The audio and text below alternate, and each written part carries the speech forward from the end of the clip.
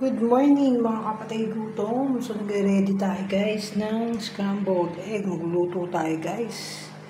4 na itlog itong nilagay natin. Tapos meron ng asin. Yan. So nainit na natin itong pangmalakasang adobo. Sabi ko sa inyo guys, aabot ng 2 araw itong adobo natin. Yan no? Kitang-kita nyo, lalong sarap talaga to at lalong lalasa yan guys. So tabi muna natin itong adobo. Kasi nga magluluto tayo ng itlog. Scrambled egg. So, yun. Sana magluluto tayo ng scrambled egg. Tapos, sasaksak muna natin guys. Sasaksak muna natin yung lutuan natin guys. Sinaksak muna natin. Hirap isaksak. Yan. Saksak na natin guys. Tapos maglalagay tayo ng mantika.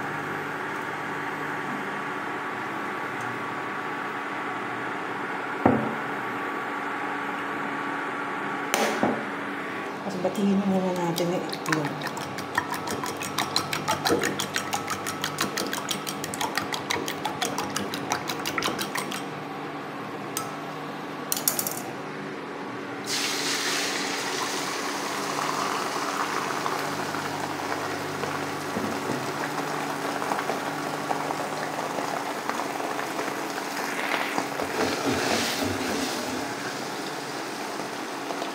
Patayin muna natin ang konti guys. So yun na nga guys, continue natin ang pagluluto natin ng itlog.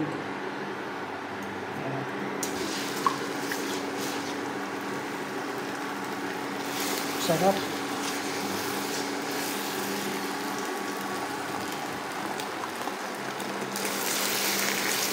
Bango ng itlog. Grabe.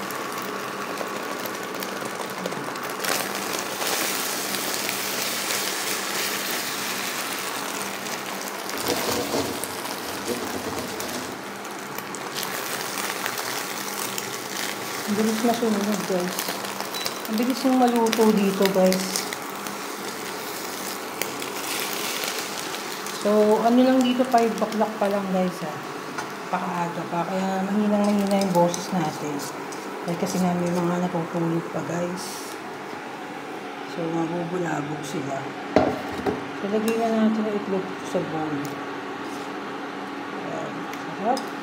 So nakapagsaing na rin ako. Aga ako nagsaing. Kasi ginagigising ako ng madaling araw kasi guys. Talagang may istorbo yung tulog ko talaga. Kasi alas 3 na umaga may nagbarandal ng pinto dito sa kapitbahay namin. Ang lakas ng barandal ng pintuan niya guys. Nakakagising talaga. As in. Diba? So yan. So yun na yung ating itlog. So tabi na muna natin ng mantika. Tapos hello guys. Ito din yung lababo ko. Nais ko muna yung lababo. So titimpla tayo ng, hindi na pa tayo titimpla ng kape kasi may Quantum Plus tayo. So mamaya ko na siguro inumin yung Quantum Plus. So magkakape muna ako. Masarap kasi may kape. Ternong kape yung adobo. Yan. So titimpla tayo ng kape na naman guys. So, yun. Salin tayo ng hot water natin. So, mamaya papakulog tayo ulit ng tubig. Maubos na yung tubig natin. Tapos to, sasalinan ko na. Mainit pa yung tubig, guys. So, titip lang muna tayo ng kape.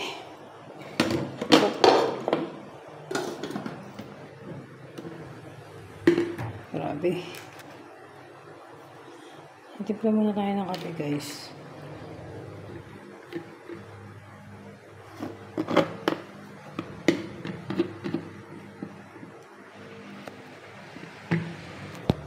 Ang hirap na isang kamay. Hindi ka naman ako yung tripod. Wala, tapon nata. So ito yung kape natin. Black coffee. So hindi tayo masyadong matapang magkape.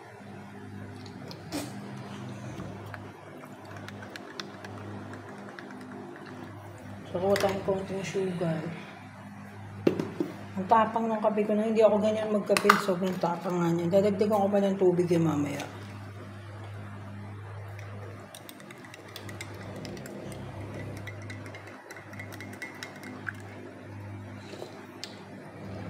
Perfect. Pero matapang yung kape para sa akin. Dagdagan ko pa ng tubig.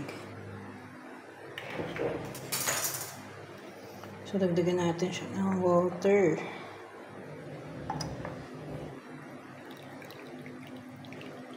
Yun. Sarap, guys. Tapos, so ito na nga yung egg natin. Tapos yung adobo. Lipat natin yung adobo dyan sa lutuan. O, diba? Yan yung adobo ulit. Medyo init natin ulit. Init natin ulit para bongga. Init natin ulit, guys. Masarap ng luto ko dito, guys. Masarap yung ganyang itlog lang. Tapos adobo, diba? Perfect na perfect yan, guys. Kaya kumukulo. Sarap ng adobo talaga, guys. Kaya nagluluto na ako ng marami para pag once na nagutom ako, guys. Diba? May naka-ready na agad na adobo. May naka-ready na agad na adobo.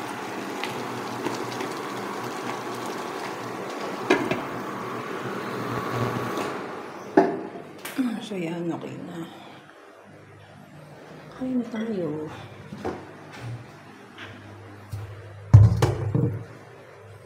Kanin natin. Init ng kanin, guys. Init ng kanin. Grabe. Hindi ko mamuhat ang init. Oh, yan. So, muna natin yung kanin. So, yan na. Bagong saing. Ang sarap. Grabe. So, yun na nga. Nakuha na tayo ng adobo natin. Yung adobo. Grabe. Yummy. Ang ating kanin na napakainit. Sarap. Tapos, kuha din natin yung mga bawang, guys. Sarap. Yung mga bawang. Ano natin yung mga bawang. Sarap ng bawang, guys. Ayan, bawang. Diba? Hanapin natin yung bawang, guys. Yun. So, yun na nga. Tapos yung itlog natin, guys. Itlog. Yummy. Grabe. Sarap. Ang sarap. So, magdadasal muna tayo bago tayo kumain. So, yun na nga. Maraming salamat, Lord, sa blessing na to na almusal. Maraming salamat sa lahat ng mga pagpapalang binibigay nyo sa amin, guys. Lord Jesus, maraming salamat. In Jesus' name, pray, amen. So, yan. Kakain na tayo. Sarap. Umusok-usok. Grabe. Umusok-usok. Ang init, guys.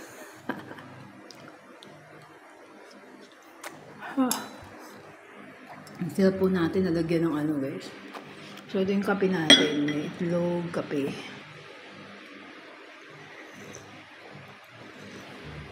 So, bigo po na ako ng kape, guys. Ang sarap ng black coffee. Pero kailangan may sugar. Ha? Sarap na itlog. Ito pa pala yung chicharon, guys, na naiwan, no? Chicharon. Yan, guys, chicharon. Naiiwan kahapon ng chicharon. Grabe.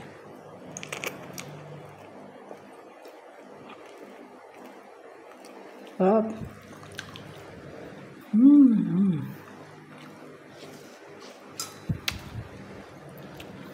Ngayon, mabawang.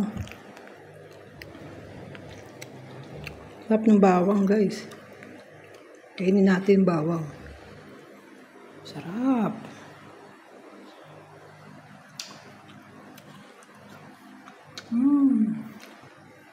Adobo pa rin. Walang kasawaan sa adobo. Walang kasawaan sa adobo. So, itlog. Ah, sarap. Ayun na nga guys, napakasarap.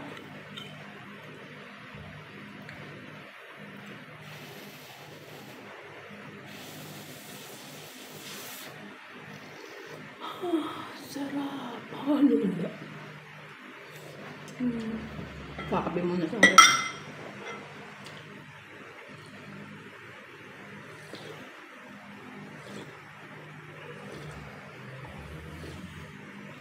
Ay, the best. Kape, adobo, itlog. Grabe. Oh.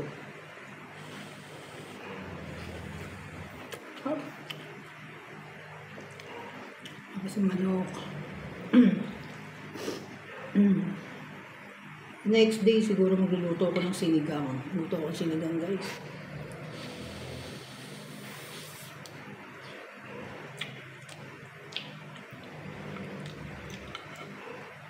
Sarap. Itlog. Itlog. Itlog.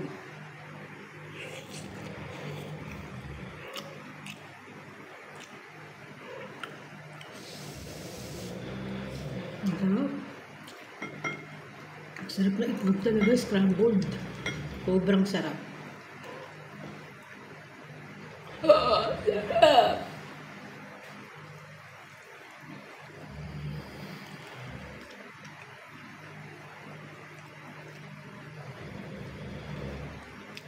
Chicharon to. Chicharon bagnet.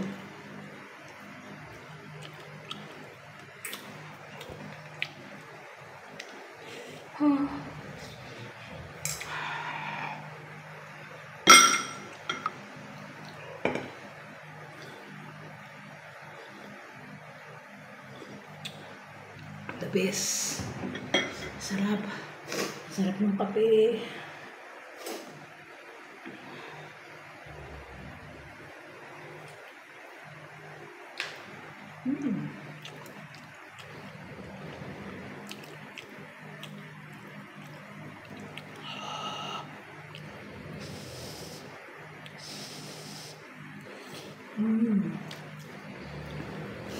Lalo talagang sumasarap ng adobo, guys. Talaga, walang duda eh.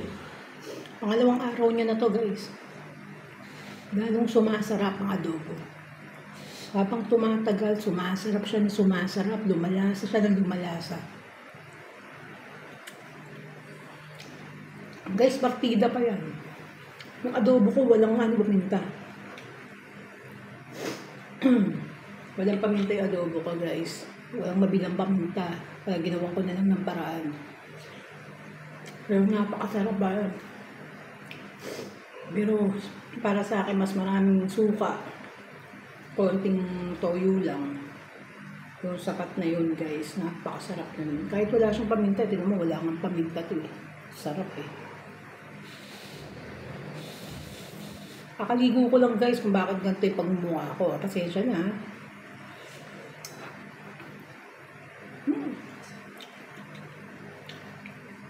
So, huwag kayo yung mag-comment, guys, kung gusto nyo, kung yung gusto nyo paggawa sa akin sa vlog.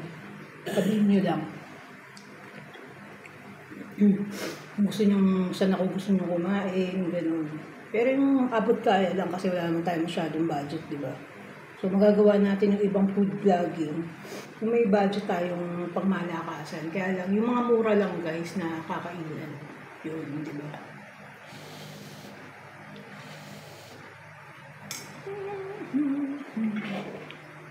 Tatakpan muna natin ang adobo, guys. So, ang pilang kakainin ko ngayon kasi maaga pa.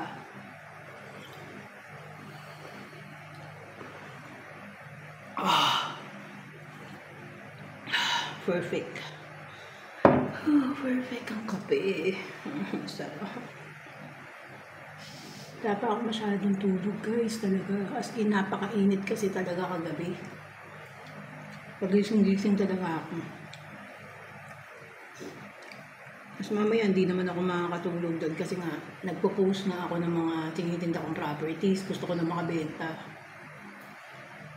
Mga properties for sale. Ang house and lot for sale. Sa Pasig lot yun guys. Yung mga binibenta ko. So, yun. Kayod na naman tayo mamaya. Araw-araw naman guys eh.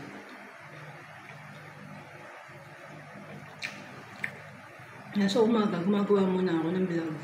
Tapos, yun. Tapos kung gawa ng vlog, kumain, almusal, yun na. Pupost na tayo sa iba't ibang mga pages ng Pasig. Lahat na nga guys, pinagpo-postan ko.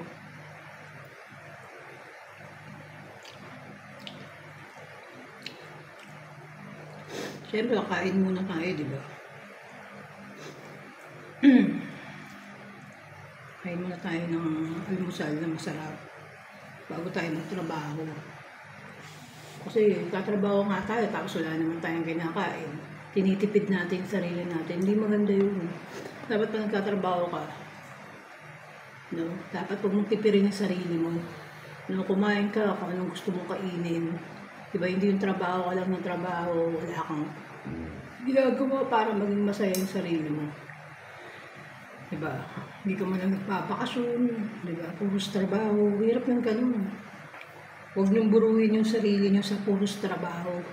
Dapat, pag kumita ka, mag-enjoy ka dahil kasi pera mo yun, diba? Ano yun, kailangan ka mag-enjoy pag matanda ka na. Hindi mo na kayang mamasyal. Pag andun ka nga sa destination na napuntahan mo, matutulog ka na lang. Katulad nung napanood ko sa YouTube. Ngayon mag-asawa, payaman sila ng payaman, ipon sila ng ipon, tapos nag-travel sila. Pambira, doon sila sa Italy ata yun eh.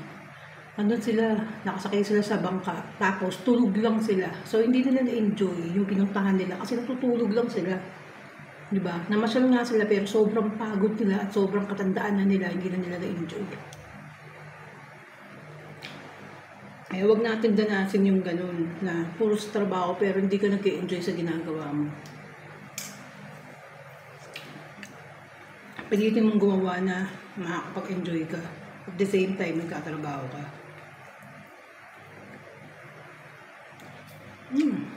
Diba? Hirap yung ganun. Dapat, balance lang yung ginagawa mo. Balance. Tulad nun, papanood ko si Ann Klotz, napanood ko lagi yan mag-vlog.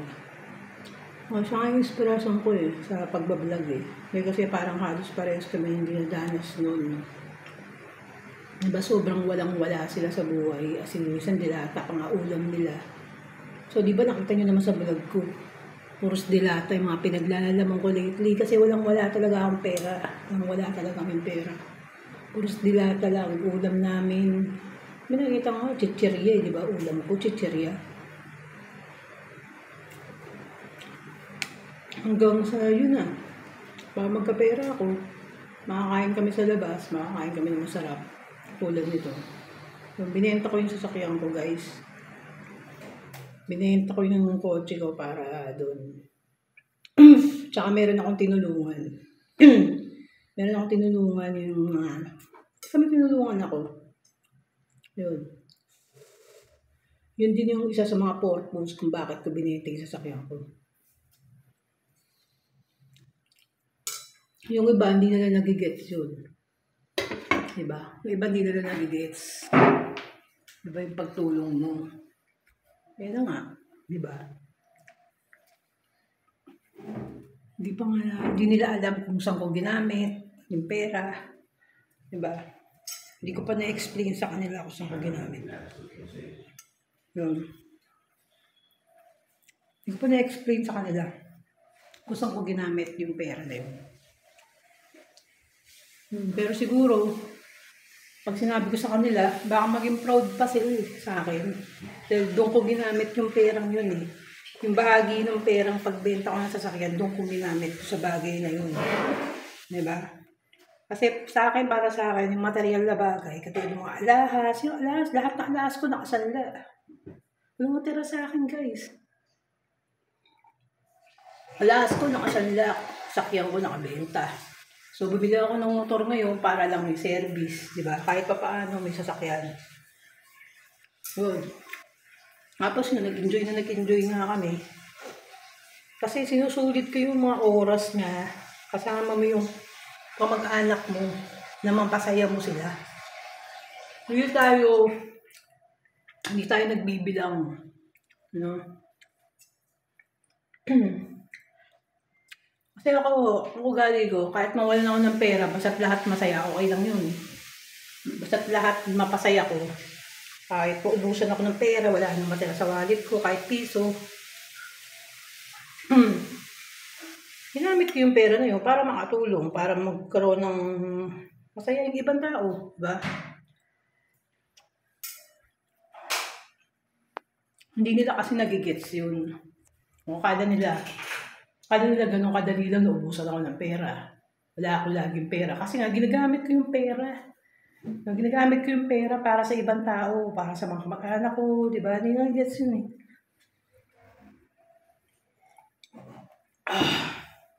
Kaya huwag na kayong magtaka kung lagi akong walang pera dahil kasi tinutulong ko lahat. No, parang ang lolo ko ganun. Di ba? Wala na matira sa kanya. Basta't naitulong niya, tapos. Diba?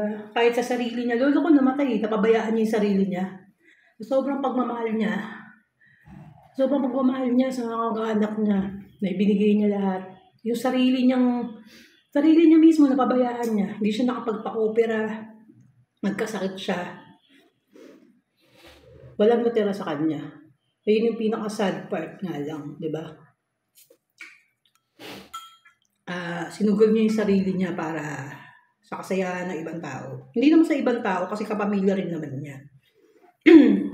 Ganun. Nagkaroon siya ng ulcer. Ganyan.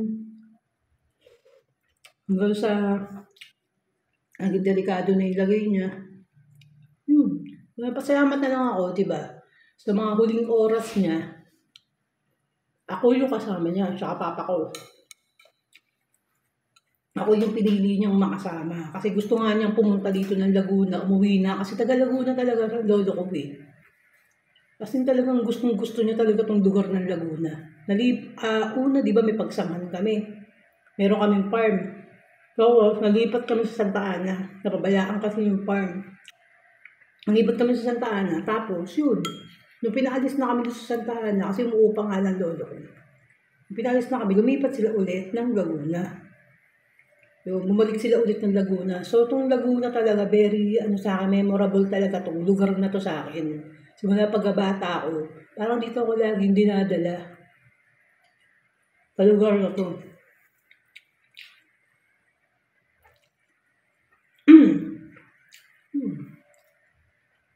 Kaya nung uuwi na sa hospital, sabi niya sa akin, bilin niya. Amor, uuwi na tayo bukas ha. Birthday niya kasi, October 20 yung birthday ng mama ko. Kasi na hospital nga siya noon. Tapos, hiningan ko mama ko ng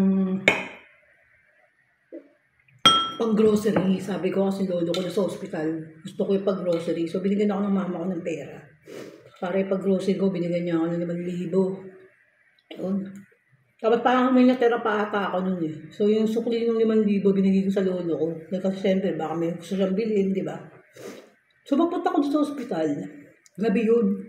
Sa veterans yung gabi na kami pumunta ng ospital eh. As in gabi ni. Siguro mga 9 o'clock na ng gabi yun. So nadatnan ko lolo ko tulog. Doon sa ward. So pagdating ko doon sa ward, doon pa lang ako sa pinto. Nakita ko na agad lolo ko.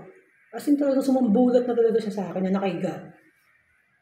Natutulog siya, mukha na siyang patay. Parang na-sense ko na, naku, ba't ganun mukha ng patay lolo ko. Tapos pag di pa ako lumalapit nun eh. As in, palapit pa lang ako, biglang bumangon na lolo ko, parang naramdaman niya na nandun na ako. Bigla siyang bumangon sa kama niya. Tulog siya nun ah.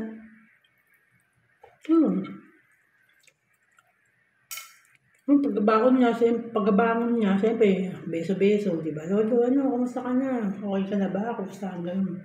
Hindi, okay lang ako. Kwento siya. Wala talaga sa bakas ng mukha niya na mamamatay siya kinabukasan. Wala. Pero yung natutulog siya, maganda yung aura niya, guys. Nung gumising siya, ang ganda ng aura niya. Pero natutulog siya, magpasok ko sa pinto, mukha na siyang patay. Nakita ko parang patay na siya. May premonition ng ganun.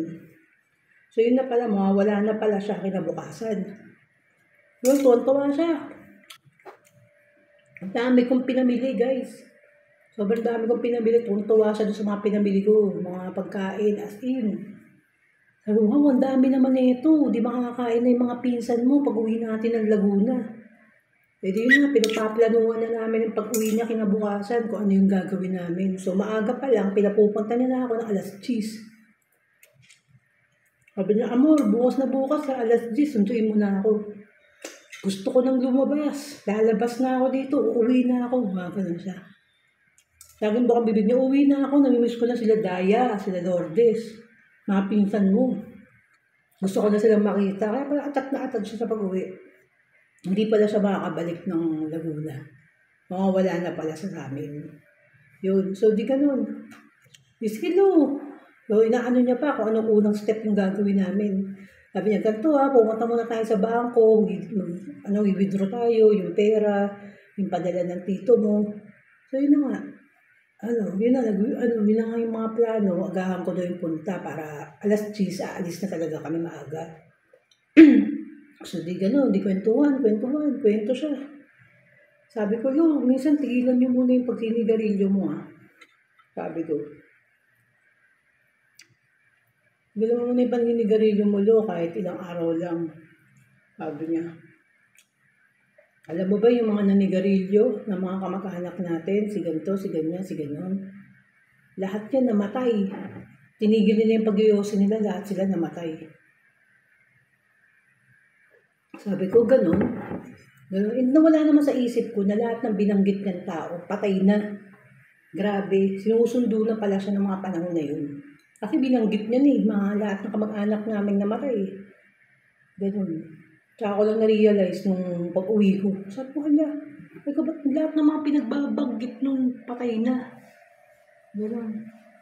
Tapos, yun na nga, di uwi na kami. Yung gandang paalamanan, yakap, nalik, kanigang ko. Sige lolo, bukas magkita tayo, umaga, agahan ko talaga punta dito. Basta naman tatay ko, di umaga na, kinabukasan na. Tatay ko naman nangungulit. Tara na daw, sama daw siyang pagsundo. Usapan nga namin ng lolo ko, kami lang, kasasama siya. Di yung ginawa ko, sa sobrang kulit ng tatay ko, gusto sumama, hindi na ako sumama. Hinayaan ko lang yung tatay ko na siya sumundo sa lolo ko, kasi kulit nga. Yun. Tapos yung, nilasospital na siya, tumatawag ng papa ko sa akin ng umaga. Sinabi niya na yung dugo doon ng lolo ko, papatest niya sa laboratory. Ganon, parang nahihirapan daw lolo ko. Kinukwento niya na nahihirapan ng lolo ko ngayon, kailangan daw i-check, ganyan-ganyan. Parang may nangyaring ganon, something. Doon. Tapos nga, di ganon, niyaan ko. Sabi ko, ba't kaya tagal tumawag ng papa ko? Sabi ko, anong oras na? Kasi dumating papa ko doon, 9 o'clock ang aga. Sabi ko, anong oras na, ba't ang tagal tumawag? Tumawag sa akin umaga, tapos, puso tumawag na siya sa akin, alas 3 na ng hapon. So yun na nga, binalita niya na sa akin na nawala na nga lolo ko ng alas 3, kakamatay lang. Sabi ko, grabe. Tsaka natutulog ako noon. Bigla akong nagising ng alas 3, nag-ring yung phone ko. Bigla parang may gumising sa akin, parang dinalaw na ako siguro.